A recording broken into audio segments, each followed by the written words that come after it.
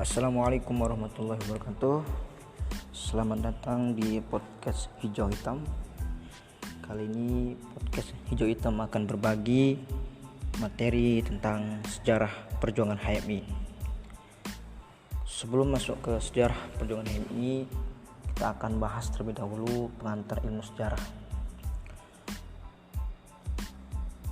Teman-teman pasti pernah dengar asal muasal kata sejarah ini ya. Asal muasal kata sejarah ini dari bahasa Arab, yaitu syajaratun, yang berarti pohon. Artinya kenapa kok diibaratkan pohon? Karena saja pohon itu dia mulai akar kemudian berkembang. Nah, begitulah gambar sejarah. Dimulai kejadian kemudian terus berkembang. Dan dalam secara istilah menurut Ibnu Khaldun, sejarah itu adalah catatan tentang masyarakat yang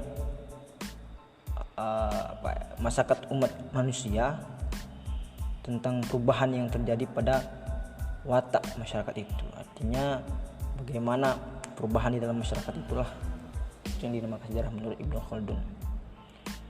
Nah, belajar sejarah itu tidak akan terlepas dari 3 unsur, teman-teman. Yang pertama adalah ruang. Ruang artinya bahwa sejarah itu akan membahas tentang tempat, ya, tempat di mana sejarah itu atau peristiwa itu terjadi. Kemudian yang kedua adalah waktu, kapan peristiwa itu terjadi. Dan ketiga adalah manusia atau pelaku dalam sejarah itu. Nah, 3 unsur ini tidak ada di dalam sejarah, bahwa di mana sejarah itu terjadi dan kapan, siapa saja yang terlibat dalam sejarah itu. Itulah unsur-unsur sejarah, ada 3 ya. Kemudian manfaat kita belajar sejarah apa sih? Nah, manfaat belajar sejarah itu ada 3 juga. Yang pertama ada namanya edukatif. Edukatif artinya bahwa dalam sejarah itu kita diberikan edukasi sehingga kesalahan-kesalahan masa lalu tidak terulang kembali. Kalau bahasa gampangannya, kita jangan sampai jatuh di lubang yang sama. Kemudian yang kedua inspiratif. Dengan belajar sejarah itu kita mendapat inspirasi untuk kemudian kita berkreasi pada masa ini dan masa yang akan datang. Kemudian yang ketiga adalah rekreatif. Artinya dalam belajar sejarah kita akan serasa sedang melakukan rekreasi di mana sejarah itu terjadi. Nah, itu kita serasa sedang melakukan rekreasi di tempat itu. Nah, kemudian kita bahas sejarah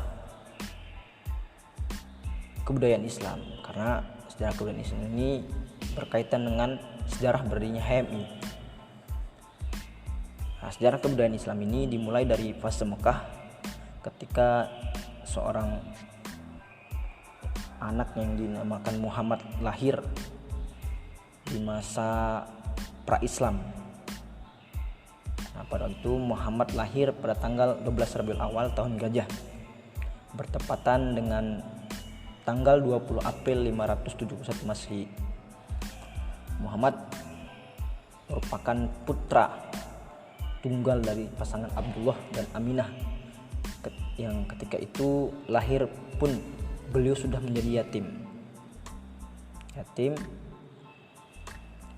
Nah, sejak kecil Muhammad memiliki sifat yang terpuji sehingga kemudian ia dijuluki dengan Al-Amin, atau kalau bahasa Indonesia adalah dapat dipercaya. Nah, pada saat usia yang ke-25 Nabi Muhammad menikah dengan seorang janda yang sangat kaya raya yang namanya Siti Khadijah ya.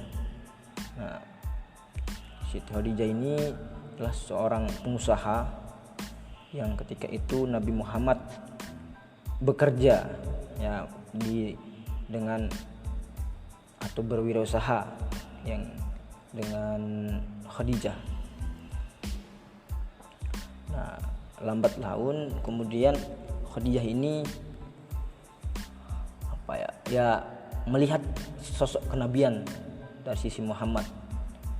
Nah, sehingga Khadijah pun naksir, ya kalau bahasa kita sekarang, naksir ke Nabi Muhammad. Nah, sehingga ingin menikahi Muhammad itu, ingin melamar. Nah, maka waktu itu Khadijah lah yang melamar Nabi Muhammad. Singkat cerita, kemudian Nabi Muhammad dan Siti Khadijah menikah. Dan pada saat itu ya Siti Khadijah mengetahui kenabian Nabi Muhammad dari seorang pendeta, ya. Nah, Nabi Muhammad menikah dengan seorang janda itu pada usia yang ke-25 tahun. Nah, pada masa pernikahannya itu Muhammad sering melakukan kontemplasi, atau bahasa gampangnya adalah menyendiri di luar Mekah. Nah, tepatnya pada saat itu Nabi Muhammad berkontemplasi di gua yang kita kenal namanya Gua Hira. Entah apa yang dipikirkan, ya artinya pada saat itu Muhammad mengalami kegelisahan tingkat tinggi gitu.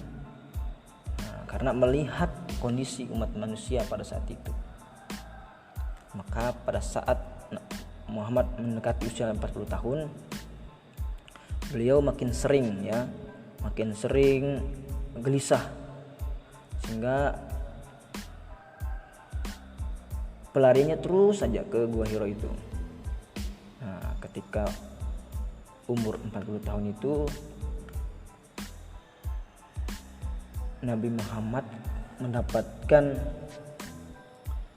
wahyu pertama, yaitu Quran surat Al-Alaq ayat 1-5. Nah, pas menerima wahyu itu Nabi Muhammad kemudian berdakwah. Sebelum itu berdakwah. Ketika malam itu menerima wahyu pertama, Nabi Muhammad ketakutan sehingga kembali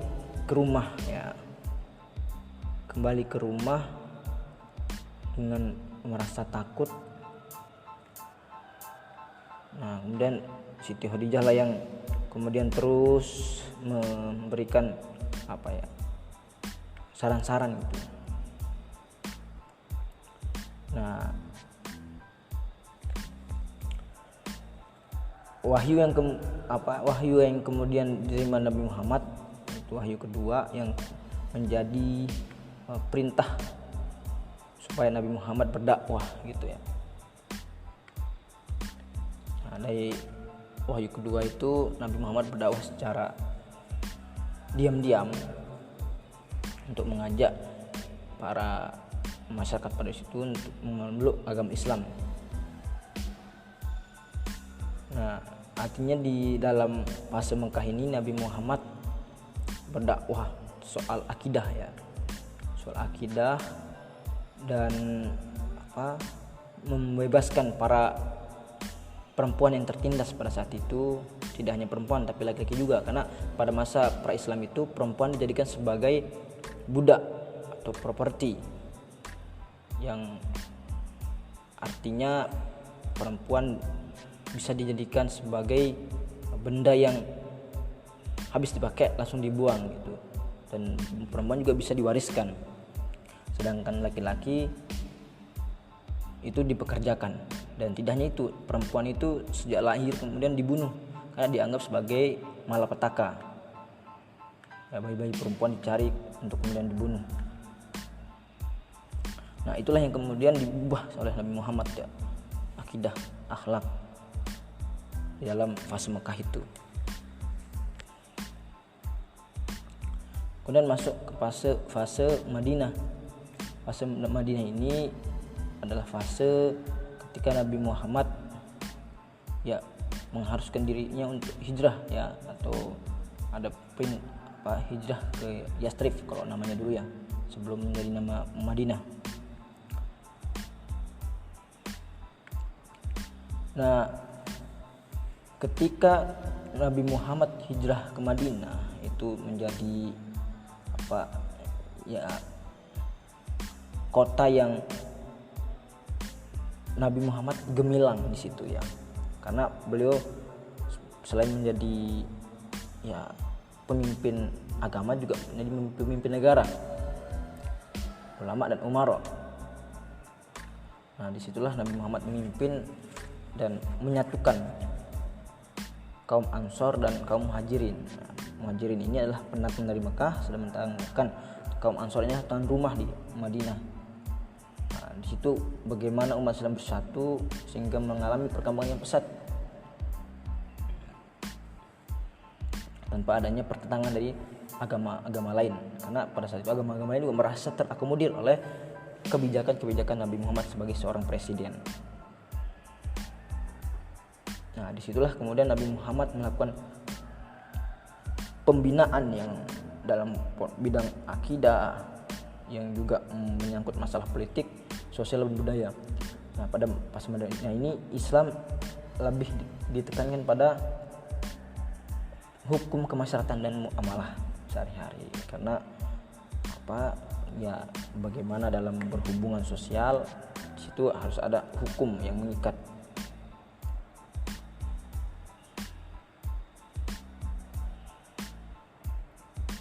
Nah, Nabi Muhammad singkat cerita kemudian wafat di Madinah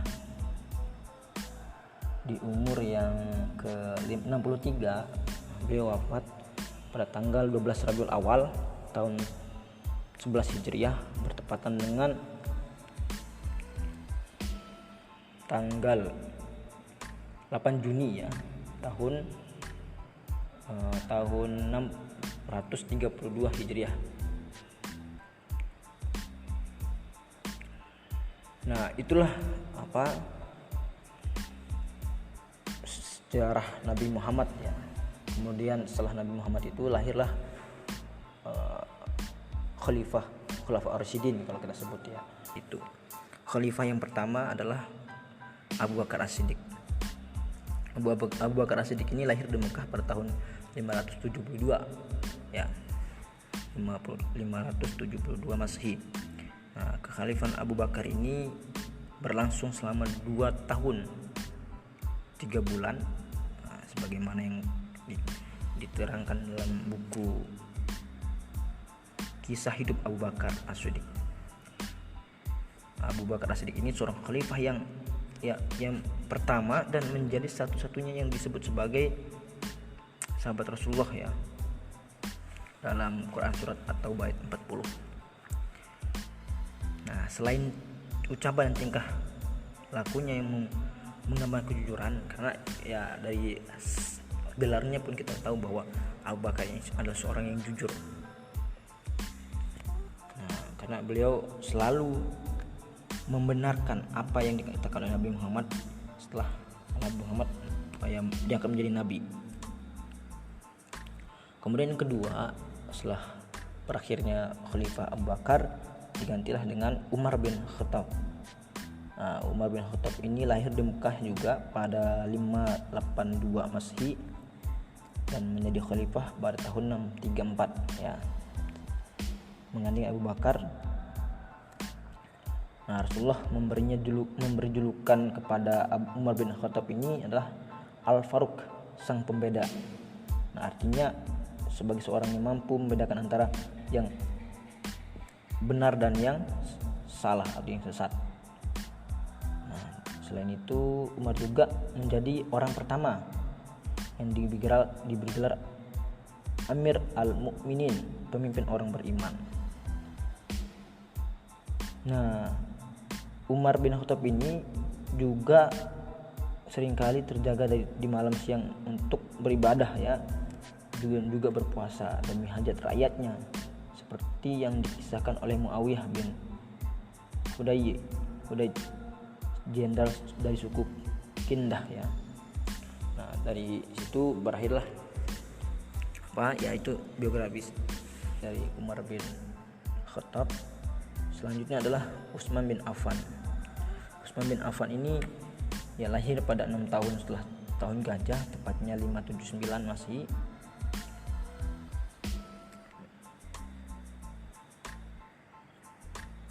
Nah, ini Utsman bin Affan ini terlahir dari lingkungan yang kaya raya ya.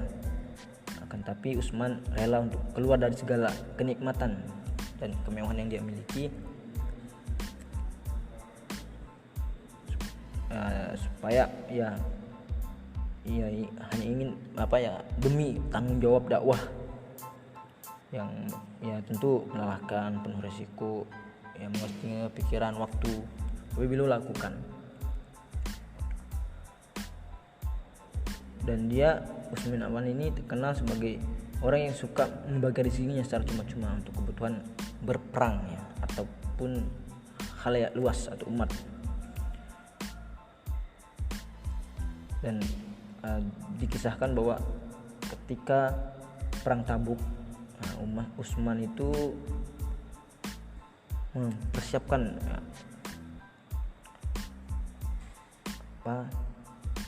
940 ekor unta dan 60 ekor kuda sehingga sempurna berjumlah 1000. Jadi pada saat itu perang itu yang mendanai adalah Utsman bin Affan.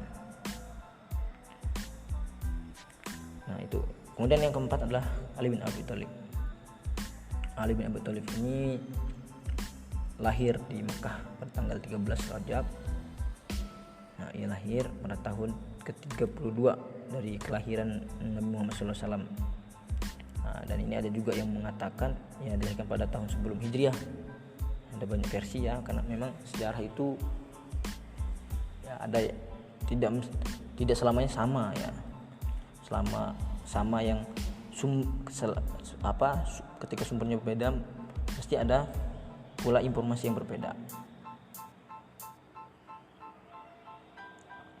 Nah, itu biografi singkat dari 4 khalifah ya. Kemudian lanjut kepada dinasti-dinasti. Ada dinasti-dinasti yang lahir setelah Khulafaur Rasyidin, yaitu pertama ada dinasti Umayyah ya. Dinasti Umayyah ini dinasti yang juga umat Islam mengalami kejayaan. Paling puncaknya itu pada masa Umar bin Abdul Aziz, kita kenal sebagai khalifah yang berhasil membawa umat Islam gemilang dalam konteks ekonomi ya. Tidak ada fakir miskin, karena pada saat itu Umar bin Abdul Aziz berhasil mengelola keuangan dengan baik.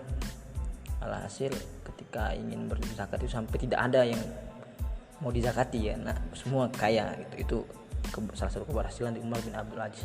Dan kemudian di dinasti setelah Umayyah itu ada dinasti Abbasiyah, yaitu yang paling gemilang itu di masa Harun al-Rasyid. Banyak para filsuf lahir pada saat itu, Islam. Ada Al-Farabi, Al-Kindi, kemudian ada Ibnu Rushd, Ibnu Sina. Itu semua pakar-pakar Islam yang lahir pada saat itu. Nah, dari dinasti-dinasti ini ya, ini yang mengalami umat Islam mengalami kejayaan. Nah, maka kenapa saya sampaikan tadi soal sejarah peradaban Islam terlebih dahulu, karena salah satu kondisi lahirnya HMI itu adalah karena kondisi umat Islam ya. Karena kita tahu bahwa sejarah berdirinya HMI itu atau latar belakang berdirinya HMI itu tidak ada 3 kondisi, teman-teman. Pertama, kondisi umat Islam dunia ya. Nah, umat Islam dunia ini dari sejarah peradaban Islam tadi yang saya sampaikan itulah masa kejayaan umat Islam. Nah, setelah masa kejayaan umat Islam itu membuat umat Islam mengalami euforia, sehingga dalam berpikir itu ya mengalami kejemudan. Dan pada saat itu juga karena ada narasi bahwa pintu hidayah telah tertutup, sehingga umat Islam tidak berkembang dalam konteks pemikiran. Mereka selalu ya mengikuti agama Islam tanpa tahu dasar hukumnya gitu. Alhasil membuat umat Islam mengalami kemerosotan. Disitulah HMI lahir gitu. HMI muncul Itulah kondisi umat Islam dunia. Kemudian kondisi mahasiswa ya, kondisi mahasiswa Islam pada saat itu, kondisi mahasiswa dan kondisi perguruan tinggi. Perguruan tinggi pada saat itu tercampur atau di apa ya bahasanya, dipenuhi dengan nuansa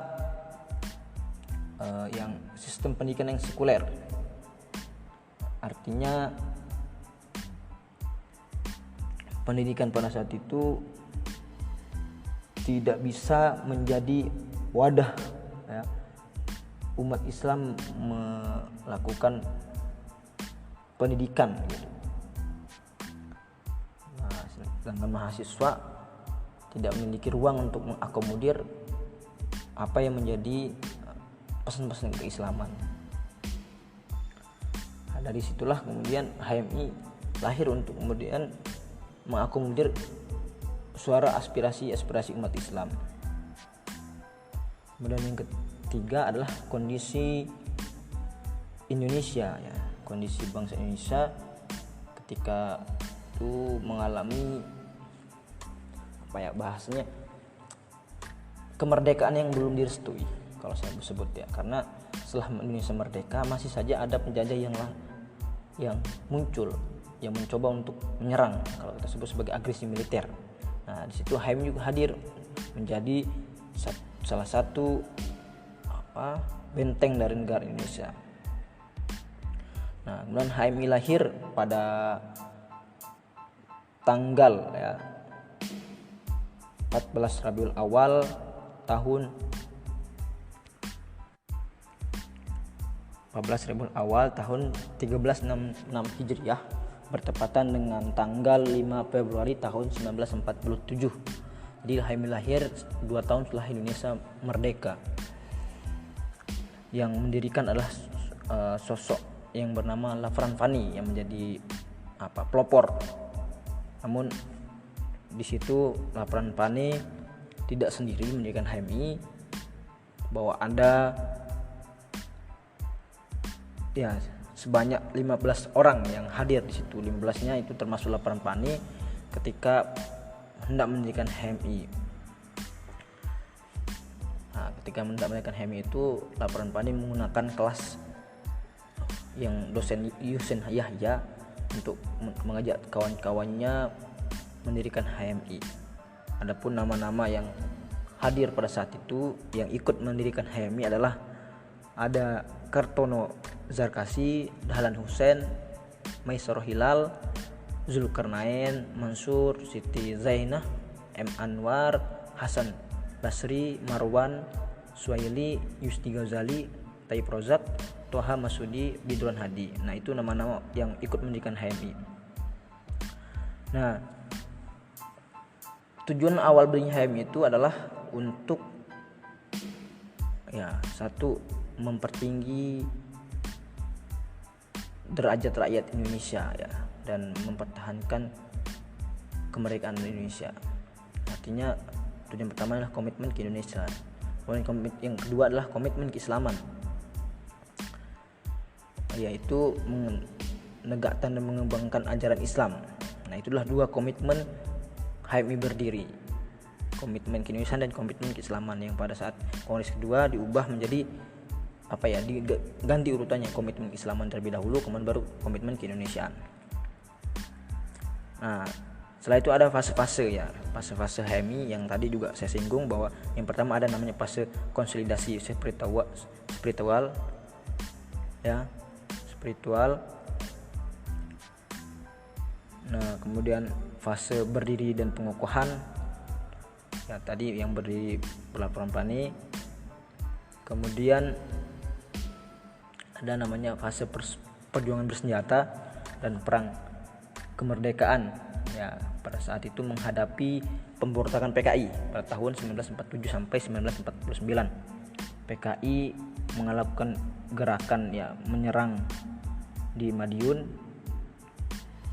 tanggal 18 September tahun 1948. Dari situlah HMI ikut andil dalam melawan PKI, sehingga HMI menjadi salah satu organisasi yang diincar PKI untuk dibubarkan.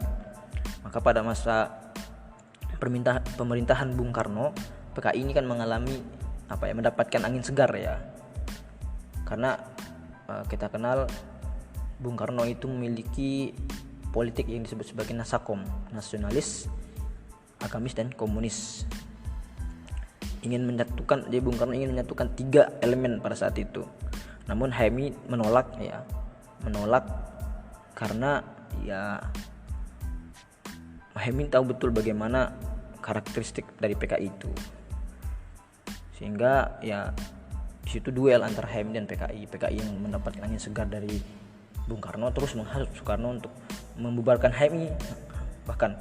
Nah, tapi alhasil HMI tidak jadi dibubarkan karena ya perjuangan kawan-kawan HMI, senior HMI pada saat itu untuk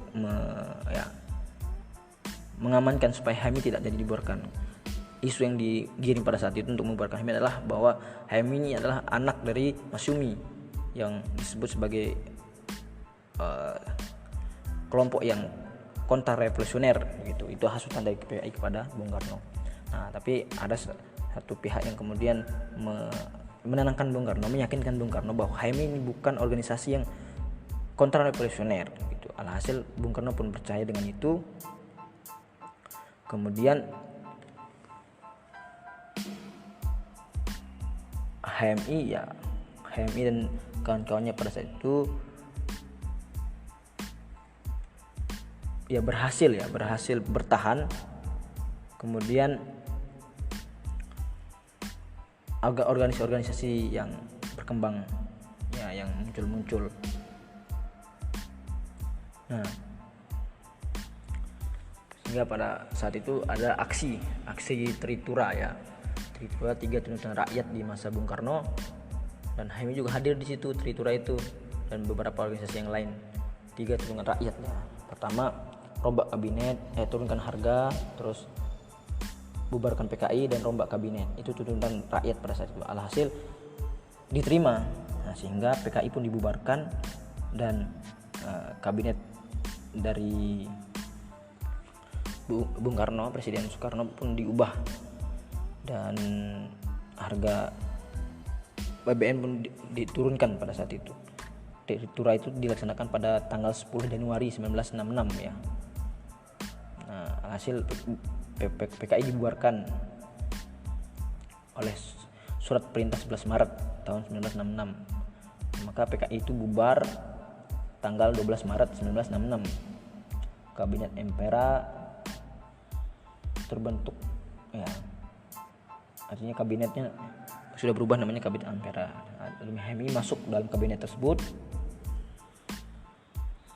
Nah, selanjutnya ada namanya fase partisipasi HMI dalam pembangunan 1966 sampai sekarang. Artinya dari situ itulah asal muasal HMI ikut andil di dalam kepengurusan negara ini gitu. Nah, kemudian pada masa Orde Baru ya, di masa Orde Baru itu HMI mengalami namanya fase ya pergolakan dan pembaharuan pemikiran gitu. Karena saat itu pemerintah mengeluarkan namanya dekret presiden ya. Dekret presiden yang disebut sebagai instruksi bahwa semua organisasi dan partai politik harus menggunakan asas tunggal yaitu Pancasila, yaitu di dalam Undang-Undang Nomor 8 tahun 1985. Nah, sehingga pada Kongres 16 HMI di Padang tahun 1986, HMI menyesuaikan isi pengubahan asas Islam dengan Pancasila. Nah, disitulah HMI terpecah menjadi 2, ada HMI MPO sama HMI Depo. Nah, HMI MPO ya kalau kita sebut sebagai kepanjangan Majelis Penyelamat Organisasi. Nah, Depo tetap ada sebagai HMI yang kemudian mengubah asas menjadi asas Pancasila, tapi sering waktu ini berjalan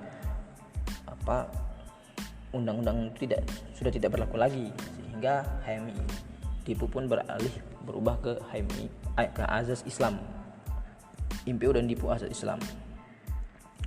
Dan ya akhir tahun ini HMI DIPU sudah ya menyatakan sikap untuk rekonsiliasi ya, tapi HMI MPO belum mau, sehingga sampai saat ini kita kenal bahwa ada HMI dan HMI MPO. Sampai sekarang, kondisi HMI sekarang itu kita bisa lihat ya bagaimana peran dan sumbangsinya pada pemerintah di Kabinet Indonesia Maju Jokowi ini. Yang kedua ini ya ada banyak kader-kader HMI yang dijadikan sebagai menteri. Harapan kita sebagai kader HMI terus menjadi terus mengemban amanah untuk terus menjaga komitmen keindonesiaan, keislaman ya. Nah, itu sejarah perjuangan HMI. Nah, teman-teman bisa belajar lebih detail lagi, itu hanya segera gambaran umum saja ya, karena nggak mungkin dalam podcast ini kita bahas secara detail ya, karena akan terlalu lama. Itu saja teman-teman, terima kasih atas segala perhatian. Billahi taufiq. Wassalamualaikum warahmatullahi wabarakatuh.